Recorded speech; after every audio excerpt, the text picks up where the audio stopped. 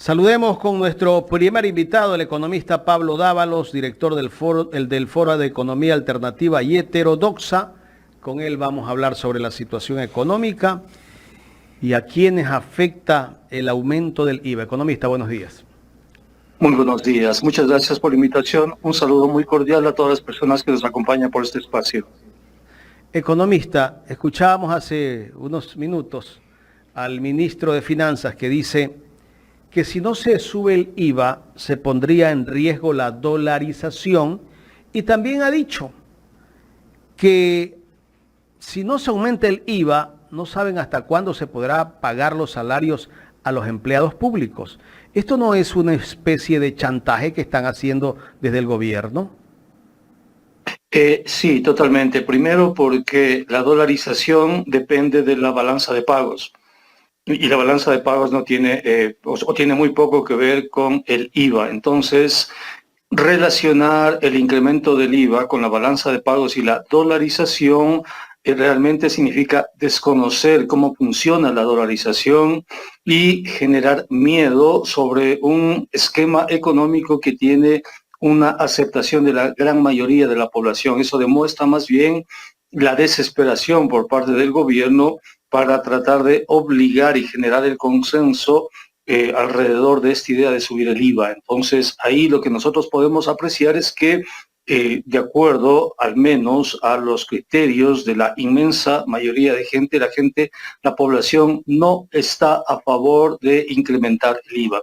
Hay una gran corriente en contra del incremento de este impuesto y el gobierno no tiene argumentos de peso, argumentos fuertes que permitan contrarrestar esa fuerte corriente de opinión. ¿Por qué?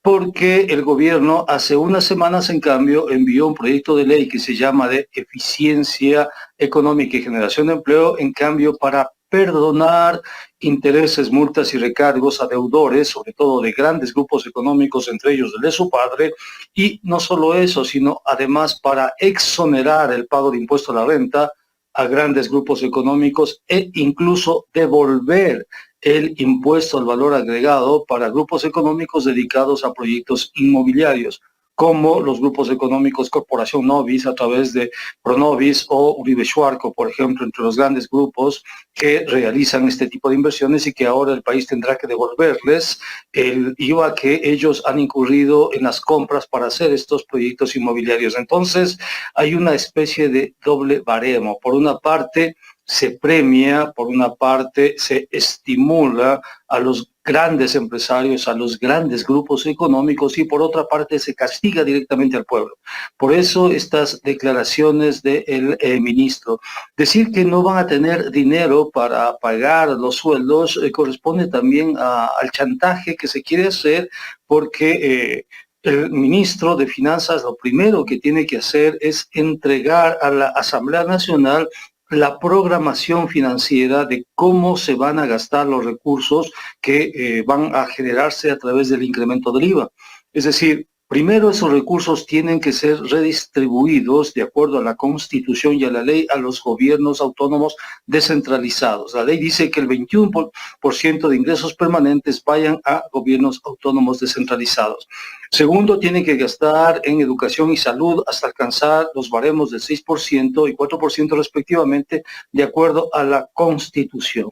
Pero el ministro no ha entregado esa programación. Y no solo eso, sino que en la ley hay una disposición que prohíbe distribuir este nuevo incremento a los gobiernos autónomos descentralizados. Entonces, lo más probable es que el gobierno utilice estos recursos del IVA para enviarlos a las reservas internacionales, ¿no? Porque las reservas internacionales en este momento sirven como pasivo, como respaldo de los envíos al exterior que hacen los grandes bancos privados.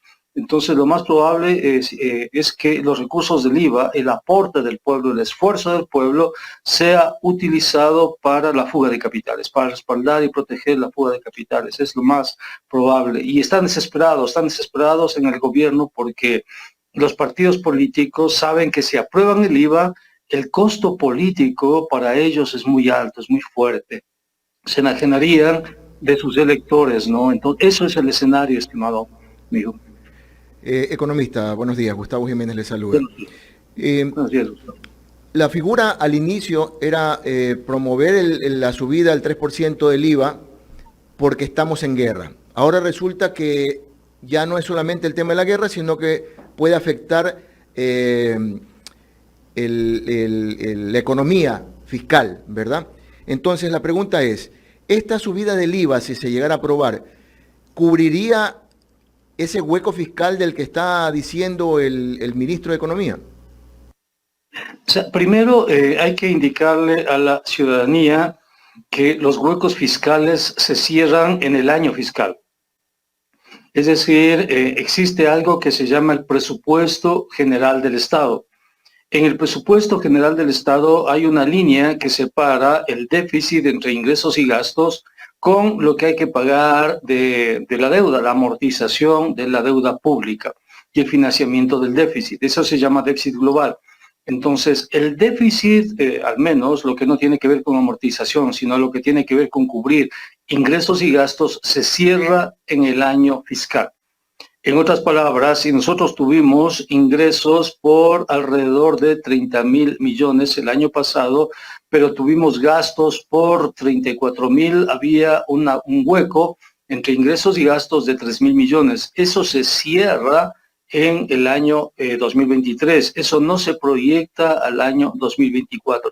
¿Qué es lo que se proyecta al año 2024? Se proyecta el plan anual plurianual de inversiones, el financiamiento del plan plurianual de inversiones y los pagos de la deuda. Eso se proyectan porque los pagos de la deuda, hasta la madurez de esa deuda, hay que seguir pagando los intereses y la amortización al capital. Entonces, por eso se separa en el presupuesto los ingresos y gastos con los pagos de la deuda a través de una línea. El nombre es ese.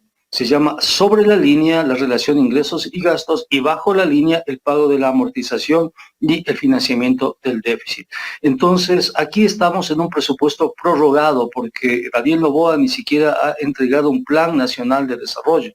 Al no entregar un plan nacional de desarrollo no existe un nuevo presupuesto, lo que significa que Daniel Noboa es un gobierno de transición. Si es un gobierno de transición, no puede legislar más allá de la transición. Es decir, más allá del año 2025, pero Noboa está legislando, está realizando cambios que van mucho más allá del 2025, ¿no? No sabemos todavía cuál es el hueco de este año. Si el presupuesto es prorrogado, probablemente el hueco sea exactamente igual que el año pasado, pues, ¿no? La diferencia entre ingresos y gastos es alrededor de 1.500 millones de dólares. Y la amortización y pago de la deuda es alrededor de unos 5.000, 6.000 millones de dólares. Es decir, es una necesidad de financiamiento de alrededor de 7.000 millones de dólares. Eso es lo que estaba el año pasado y lo que continúa este año. De esos 7.000 millones, la mitad más o menos es deuda interna que puede resolverse a través de un reperfilamiento o reemisión de los bonos. Y lo otro son pagos de deuda que ya están previstos en el presupuesto general del Estado. Entonces, tampoco significa que el IVA puede ayudarnos a resolver eso, porque de acuerdo a la ley, de acuerdo al COPLAFIP, no hay cómo pagar deuda con el IVA. O sea, es imposible. O sea, la ley no lo permite pagar. ¿Sí? Si hacemos una relación entre lo que va a generar esta recaudación del impuesto al IVA, ¿verdad? Versus el impuesto a la salida de capitales, si volviera al 5 o se subiera al 7, ¿existe una relación o compensa? Sí, el impuesto a la salida de capitales disminuyó al 3,5%, estaba en 5%, pero incluso con esa disminución, fíjate tú, más o menos la recaudación para el año pasado del impuesto a salida de capitales fue sobre los 1.000 millones de dólares, ¿no? Con el 3,5%, fíjate tú. Si nosotros lo subimos y lo dejamos en el 5%, eso significaría más o menos alrededor de unos 1.300, 1.400, pero ahí lo preocupante no es lo que podemos recaudar del impuesto a la salida de divisas, sino la salida de divisas. Es decir, si tenemos 1.000 millones de dólares en recaudación con el 3,5%, significa que salieron del país más de 25.000 millones de dólares. ¿no? Y si vamos a recaudar 1.300, 1.400 con el 5%, significa que hay una fuerte fuga de capitales en el país. Eso es lo que debe llamarnos la atención. Estamos sacando dólares a mayor velocidad de lo que entran los dólares, y eso sí pone en riesgo la dolarización. Entonces, lo que llama la atención de este impuesto es la fuga de capitales del país, los depósitos en el exterior de los grandes grupos, ¿no? Y porque eso también nos pone en riesgo, porque hay una relación ahora directa entre esa fuga de capitales y las reservas internacionales, que antes no había. Entonces, a partir de Lenín Moreno, las reservas sirven para compensar de una u otra manera esa fuga de capitales, ¿no? Respaldando los pasivos de los bancos privados, a través de la denominada regla de respaldo. Ese es el peligro que este momento enfrenta el país. Economista, la discusión ahora está en la Asamblea. Escuchábamos hace pocos momentos a la ministra Mónica Palencia pedirle prácticamente al pueblo ecuatoriano que se ajuste, porque estamos en una situación en la que necesita que el pueblo se ajuste. La pregunta es, ¿y el gobierno se puede ajustar en ese sentido? ¿Qué debe hacer para no afectar? Porque hay doble discurso. Tiempo atrás, el presidente de la República sale con un mensaje en una radio a decir que no puede atosigar al pueblo ecuatoriano con más impuestos. Y al siguiente día dice lo contrario, presenta la propuesta del 15% del IVA. Esta es parte de algo que se conoce con el nombre de doctrina del shock, porque primero crean el expediente de la guerra para movilizar a la sociedad. Ese expediente de la guerra, que es el conflicto que el país tiene en materia de seguridad ciudadana, se utiliza de manera estratégica para convencerle a la sociedad de la necesidad de financiar esa guerra. Y una vez que le generan miedo a la sociedad, una vez que le golpean a la sociedad, le imponen medidas muy draconianas, muy duras en contra de la sociedad. Esto se conoce con el nombre de doctrina del shock. Es decir, están utilizando la crisis de la seguridad ciudadana, están utilizando la violencia del crimen organizado contra los ciudadanos como argumento de legitimidad para implantar la doctrina del shock. ¿Por qué? Porque este incremento de impuestos no van a ir en beneficio del pueblo ecuatoriano. Este incremento de impuestos forma parte de los programas del Fondo Monetario Internacional y quiere en este momento acceder a una nueva negociación con el Fondo Monetario Internacional. Quieren presentarse al Fondo Monetario con el incremento del IVA para que el Fondo Monetario este rato les abra una nueva línea de crédito, de pronto un acuerdo de facilidad ampliada, un crédito stand-by de varios miles de millones de dólares, porque se les está cayendo las reservas internacionales. ¿No? Esa reforma que hizo Lenín Moreno en el año 2021, en mayo del 21, que puso las reservas internacionales como garante para los pasivos bancarios en sus giros al exterior, este momento se está cayendo. O sea, si revisamos las cifras de las reservas internacionales, vamos a ver que están en caída libre. Entonces, para evitar el deterioro de esas reservas internacionales y que se queden en cero y el país no pueda realmente pagar nada y entrar en default incluso, necesitan acuerdos con el Fondo Monetario Internacional. Pero no pueden ir al Fondo Monetario Internacional sin nada, o sea, porque el Fondo Monetario les ha dicho incrementos del IVA y eliminación del subsidio a los combustibles. Si haces eso, entonces hablamos, le dijo el Fondo Monetario, ¿no? Entonces aprovechan el expediente de la guerra, por eso me parece muy sospechoso ese decreto de conflicto armado interno, aprovechan ese expediente de la guerra, meten el conflicto armado interno, se sustentan en ese conflicto armado interno, incrementan el IVA y con eso van al Fondo Monetario, el Fondo Monetario les entrega recursos y con esos recursos fondean las reservas internacionales que están en caída libre, ¿no? Entonces no tiene nada que ver, si tú quieres, conflicto con el crimen organizado, no tiene nada que ver resolver la situación del país, tiene que ver situaciones concretas de grupos de poder que no quieren que se les caigan sus modelos de negocios nada más y que utilizan este momento la guerra dentro de lo que se llama la doctrina del shock para golpearle al pueblo ecuatoriano. ¿Cuál debería ser la postura de la Asamblea Nacional ante esta situación, dado que también estamos en un año electoral y seguramente muchos se van a aprovechar de esto para plantear una postura que los favorezca en esas elecciones? ¿Cuál debería ser entonces el planteamiento de la Asamblea?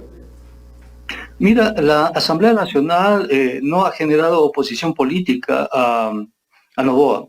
Le aprobó 2 leyes neoliberales y yo no entiendo ahí el comportamiento de esta agrupación política, que es la más importante y que con sus votos puede cambiar absolutamente todo, que es la Revolución Ciudadana. Este es un movimiento que supuestamente se dice progresista de izquierda, pero que ha aprobado las leyes neoliberales de Noboa sin ningún problema. Y no solo eso, sino que la Asamblea Nacional ha renunciado a sus capacidades de fiscalización.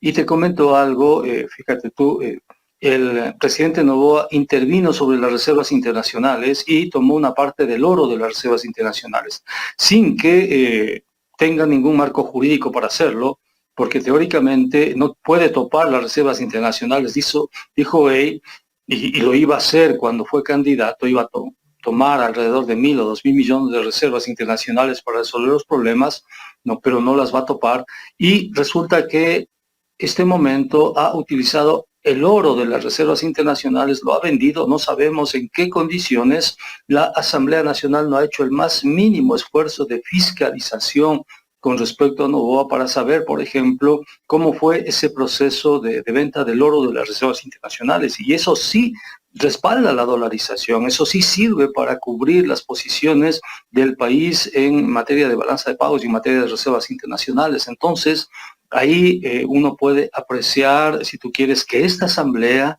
le dio carta blanca, si tú quieres, le dio todo el margen de maniobra al presidente Noboa, no le generó oposición. La única oposición que el presidente Noboa tiene en este momento no está en la Asamblea Nacional. La única oposición está en la CONAIE, está en Leonidas Issa, porque el presidente no ha incrementado, si tú quieres, la gasolina o el diésel porque tiene miedo, o en todo caso están pensando que la reacción de Leonidas Issa puede ser una reacción potente, ¿no? Es la única oposición que tiene este momento Noboa. ¿Qué va a pasar ahora con la oposición? Los partidos políticos saben que si votan por el incremento del IVA, va a ser muy difícil después que le digan a sus electores que voten por ellos, ¿no? Los socialcristianos han dicho que no, el Partido de la Revolución Ciudadana también ha dicho que no, pero mucho me temo que puedan darse 2 escenarios ahí. El un escenario es que la Asamblea resuelva que este impuesto sea transitorio, solamente sea por este año para financiar la guerra. En ese caso, sí votarían por el IVA. Y el segundo escenario es que la Asamblea finalmente no se ponga de acuerdo y este incremento del IVA pase por el Ministerio de la Ley. Es decir, o sea, lo van a engañar al pueblo, van a decir, no, es solamente por este año, pero el gobierno lo que necesita es que se incremente el IVA, aunque sea para este año, porque tiene que negociar con el Fondo Monetario, pues. No. Una vez que se incremente el IVA, el resto ya es cuestión de detalles, ¿no? Lo dejarán provisionalmente por los próximos 30 años. Pero yo desconfío muchísimo de la Asamblea Nacional, desconfío porque hay acuerdos y para la Revolución Ciudadana va a ser muy difícil desprenderse de los acuerdos que tiene con el gobierno de Noboa. Es que lo más probable, creo yo, todo apunta a que este impuesto finalmente se apruebe en la Asamblea Nacional de una u otra manera. Economista, finalmente de mi parte, para darle paso al director, esta postura del presidente Noboa de como prioridad empezar a gobernar librando a las grandes empresas del pago de sus impuestos, retornándole sus impuestos a estas empresas.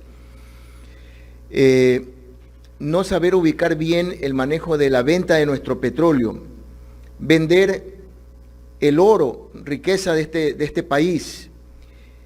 Esa sumatoria no hubiera sido suficiente para evitarnos toda esta discusión. Por supuesto que sí. Mira, el país tiene recursos, pero yo creo que los electores demostraron una enorme ingenuidad, por decirlo menos, cuando pensaron que alguien proveniente de las oligarquías va a resolver los problemas provocados por esas mismas oligarquías. Entonces hay que ser muy ingenuo, creo yo, para que el responsable de los problemas sea también el responsable de solucionar esos problemas, ¿no? Ahí los electores no asumieron con responsabilidad su voto y ahora están pagando las consecuencias de esa irresponsabilidad. porque, claro, si votas por la derecha tiene una agenda absolutamente clara que es flexibilización laboral, que es privatización, desregulación, liberalización de la economía, etcétera. Y ahora el ciudadano que paga, incluso con su vida, porque el ciudadano tiene que pagar vacunas, y si por A o B no paga la vacuna, corre el riesgo de que sea asesinado él o su familia. Y hablamos de los ciudadanos pobres, ciudadanos que viven en barriadas pobres, que tienen que hacer un enorme esfuerzo, y vacunas que no son tarifas ya establecidas, son tarifas que el crimen organizado te sube de la noche a la mañana. Y si no pagas esa tarifa, aunque seas muy humilde, aunque vendas en la calle, te matan. Y no hay un Estado que te proteja, no hay un Estado que te cuide, hay un ambiente de impunidad. O sea, mira, la fiscal en este momento está persiguiendo más a opositores políticos de Noboa y opositores políticos de ella que resolviendo, si tú quieres, la grave situación en la que vive el país. Hay miles de asesinatos. ¿Cuántos de esos asesinatos han sido resueltos? Se habla de conflicto armado interno. ¿Cuántos capos de la droga han sido detenidos? ¿Cuántas empresas vinculadas a las drogas, al lavado de dinero, han sido intervenidas, han sido confiscadas? Entonces tú puedes ver que lamentablemente no hay institucionalidad. El ecuatoriano se confronta a una pérdida de institucionalidad. La fiscalía al menos, y una pena por el fiscal que murió el día de ayer, pero la fiscal no es capaz de protegerse a sí misma porque está persiguiendo a enemigos políticos. A la fiscal no le importa la situación de violencia en la que vive el país, está dedicada a eso, a la politización de esa institución. Entonces eso nos deja en riesgo a todos los ciudadanos, absolutamente a todos. Nadie, absolutamente nadie está libre en este momento, y en ese contexto pensar que los responsables de esta situación van a resolver esta situación es muy ingenuo. Y ahí sí hay que decirle al pueblo ecuatoriano que ya no sea más ingenuo, pues que el pueblo ecuatoriano sea mínimamente responsable del acto que implica la mayor seriedad, la mayor serenidad, la mayor reflexión, que es el voto, pues. Pero si el ciudadano vota de manera alegre, de manera irresponsable, y dice que no le importa la política y coge la papeleta y hace cualquier cosa, las consecuencias son estas, pues las que estamos viviendo, ¿no? Ese mismo ciudadano después pagará las consecuencias de esa irresponsabilidad. Yo conozco a algunos economistas que votaron por este gobierno y que están de acuerdo que le suba el IVA. Están dispuestos, dicen, a hacer el sacrificio. Están de acuerdo con todo. Pero cuando ustedes le dicen a esas personas, ¿y cuándo empiezan a pagarle a los jubilados el salario básico que dijo en campaña el presidente, los que ganan menos del básico? Dicen que hay que esperar. ¿Y para cuándo los 200.000 cupos para los jóvenes bachilleres que van a la universidad? Dicen que tampoco lo puede hacer tan rápido. Pero bueno, justifican todo, con tal de que Noboa siga gobernando. Pero hay gente que vive en la pobreza, pero piensa de esa manera. Pero claro, todos los días repiten a través de los grandes medios de comunicación que todo lo que está haciendo este gobierno es lo que hay que hacer y para mejorar la situación del país. Le pregunto a usted, economista, ¿cuándo lo invitan a usted a debatir temas de coyuntura económica en los medios tradicionales? ¿Lo invitan a usted? Sabes que yo he dejado de, o sea, no acepto ya que en la entrevista de Teleamazonas, o sea, yo no voy a Teleamazonas. Las 2 o 3 veces que me han invitado he declinado esa invitación, igual en el caso de Ecuavisa, yo no acepto Ecuavisa. Radio Democracia tampoco, o sea, no voy simplemente porque no son medios de comunicación, pues. O sea, si tú quieres, son en realidad instrumentos de propaganda política para las élites, para los grupos de poder. Entonces, y hay que considerarlos así, el ciudadano tiene que considerar eso, que si sintoniza Teleamazonas o Ecuavisa, por decir algo, ¿no?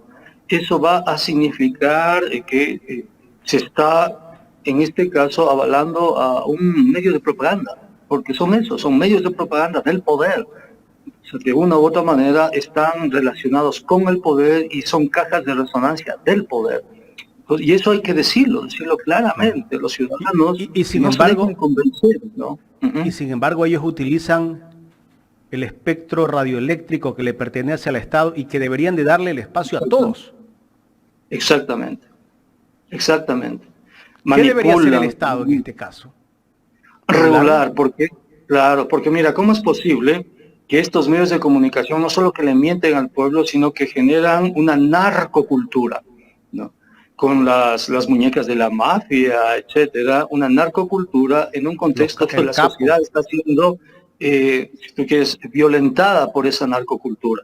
Entonces ahí necesitamos regulación, pero son tan poderosos estos medios que si quieres regularlos, inmediatamente van a decir que se afecta la libertad de expresión. Pero hay líneas rojas, creo yo, hay líneas rojas que no se deben rebasar, y una de esas tiene que ver con la narcocultura. O sea, Teleamazonas es uno de los responsables de la narcocultura que vivimos ahora, ¿no? Igual que Coavisa, porque han glorificado el rol del narco en la sociedad.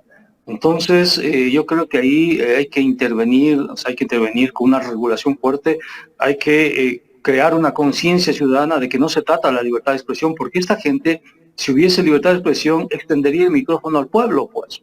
Abrirían debates sobre lo que está pasando con libertad de expresión, pero en absoluto, ellos no respetan la libertad de expresión. Los micrófonos van a decir que es un atentado. Claro, pero hay que hacerlo. En algún momento habrá que hacerlo, porque no se puede permitir que se transgredan las líneas rojas, que mal o bien tiene que ver con la sociedad, con lo que vive la sociedad.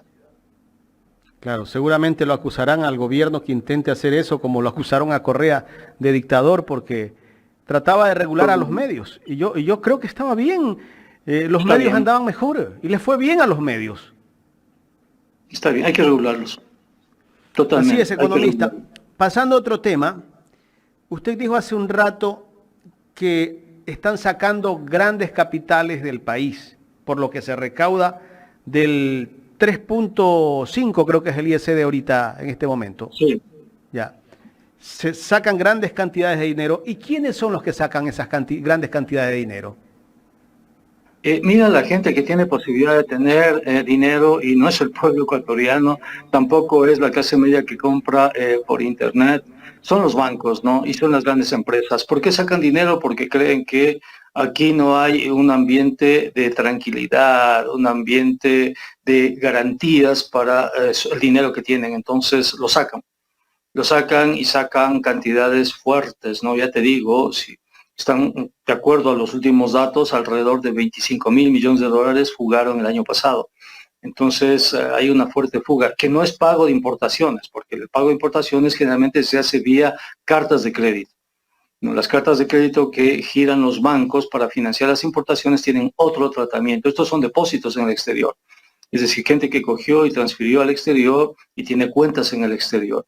Entonces, es una cantidad importante, es una cantidad fuerte, más de 25.000 millones de dólares, es muy fuerte, realmente es importante. Hay algunos que le dicen a la gente que el ISD ahuyenta la inversión extranjera. ¿Las personas que vienen a invertir a este país están exentos de ese pago? Mira, el país no tiene inversión extranjera, o sea, no existe, es algo que no hay. Y te pongo una referencia. El país recibió el año pasado más de 5.000 millones de dólares en remesas de migrantes. Y en inversión extranjera menos de 1.000. ¿Y qué es la inversión extranjera? En realidad es la reinversión que hacen algunas empresas que ya están aquí, sobre todo farmacéuticas y demás, que reinvierten y eso presentan como inversión justamente para evitar pagos de impuestos y demás, ¿no? Pero el país no tiene inversión extranjera directa, nunca la ha tenido. La única vez que tuvo inversión extranjera fue en el año 2001, cuando se construyó el oleoducto de crudos pesados. En 23 años de dolarización no hay inversión extranjera directa. Entonces, y yo no sé cómo el país puede legislar, puede pensar, puede hablar, puede generar políticas sobre algo inexistente. Es una especie de esquizofrenia, si tú quieres. Es cuando tú ves algo que solamente está en tu cabeza e interactúas con algo que solamente está en tu cabeza. Pasa lo mismo con la inversión extranjera directa. Está en tu cabeza, ¿no? O sea, no está en la realidad, no existe en la realidad. Es un proceso de esquizofrenia, si tú quieres. Lo que sí está en la realidad son las remesas de migrantes. Mira, 5.000 millones comparados con 1.000 es una diferencia de 5-1, pues, ¿no? Pero el país prefiere legislar con algo que no existe, prefiere denominar leyes como, por ejemplo, atracción de inversiones, generación de inversiones, apoyo a la inversión extranjera directa, algo que no existe, y no genera leyes para algo que sí existe, que son las remesas de migrantes. tú no vas a ver leyes que se llamen justamente de apoyo a las remesas de migrantes, y son las que sostienen la dolarización, son las que sostienen, si tú quieres, el consumo, sobre todo de los sectores más pobres, ¿no? Las clases medias, son las remesas de migrantes. Entonces, es medio esquizofrénico, de verdad, o sea, pensar, imaginar, suponer y además generar políticas para algo que no existe. La inversión extranjera no existe, o sea, no hay, o sea, no ha habido, o sea, nunca ha existido, ¿no? Que quizás algún día exista, tal vez, no lo sabemos, pero en todo caso, o sea, no hay, no existe. Lo que existe como inversión son reinversiones o pequeñas inversiones que vienen de afuera y que no superan los $1.000 millones en el país, no superan. Entonces, fíjate tú, o sea, estamos hablando de algo inexistente. Y de lo que sí existe, de los remesas de migrantes, de eso no hablamos. Economista, finalmente, ayer o antes de ayer se pronunció la Asobanca cuando la Revolución Ciudadana está pidiendo que se ponga un impuesto a las grandes ganancias o a las utilidades de la banca. Ellos están en contra porque dicen que ellos son los que más pagan impuestos en el Ecuador. La banca, este año que terminó el 2023, le ha ido recontra que bien. Creo que es el año histórico en utilidades que van a tener ellos. Más de $1.000 millones. ¿Cómo es que el país está en crisis y la banca está ganando tanto dinero, economista?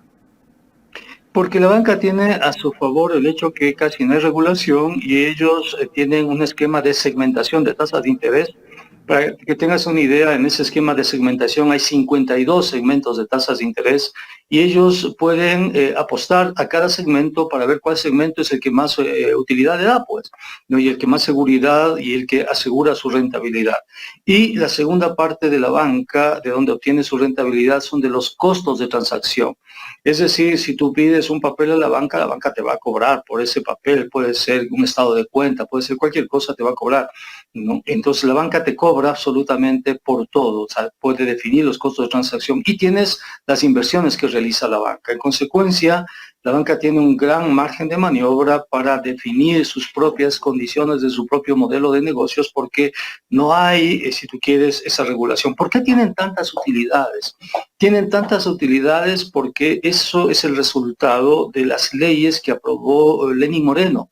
O sea, Lenín Moreno aprobó, por eso Lenín Moreno tenía tanto apoyo de los grupos de poder, de la derecha, de los bancos, una ley que se llama Ley de Defensa de la Dolarización. En esa ley de defensa de la dolarización incorporó los criterios de Basilea, Basilea II y Basilea III, que le permiten a la banca autorregularse, ¿no? Y esa autorregulación significa utilizar, si tú quieres, en este caso la segmentación del crédito, para racionalizar el crédito y orientarlo hacia donde mayor rentabilidad genera. ¿Y dónde está la mayor rentabilidad del crédito? En el consumo. Como hay una brecha enorme entre gasto e ingreso en los hogares ecuatorianos y hay, además el dólar te permite el consumo, la banca orienta no a la producción, no al comercio, no a la microempresa ni a microcrédito, tampoco a crédito educativo, crédito inmobiliario. La banca coloca su gran cartera de créditos en el consumo. ¿No? Y el consumo paga el 16% de tasa de interés, entonces imagínate, ¿no? Más tarjetas de crédito y demás. O sea, la mitad del crédito del país está orientado al consumo, ¿no? Y el consumo va a significar presión sobre balanza de pagos porque como no tenemos producción, hay que satisfacer ese consumo a través de importaciones de ropa, electrodomésticos, celulares, tecnologías, etcétera. Entonces importamos y ese financiamiento está garantizado por los créditos de la banca. Mira, si tú vas a la banca con un proyecto de inversión y pides, qué sé yo, $30.000 para un pequeño emprendimiento, ¿no? Que vivimos ahora la cultura del emprendimiento, y tú demuestras que tu emprendimiento puede generar esos $30.000, y vas con una solicitud de crédito para comprarte un auto de $30.000, lo más probable es que la banca te niegue el proyecto de emprendimiento y te apruebe el proyecto del auto. Es decir, la banca te dice, mire, no te vamos a dar 30.000 para que hagas tu emprendimiento, pero sí te damos 30.000 para que te compres un auto, ¿no? Porque con eso la banca gana, pues. La banca con la tasa de interés el primer año ya ha cubierto toda si tú quieres, intereses, primer año. El segundo año, si no pagas, por último, te embargan el auto, lo rematan y ganan por partida doble. Entonces, así opera la banca. Economista, quiero agradecerle por conversar con nosotros aquí en Ecuador en Directo. Muchas gracias. Gracias al economista Pablo Dávalos, analista económico, conversando sobre la situación económica del Ecuador.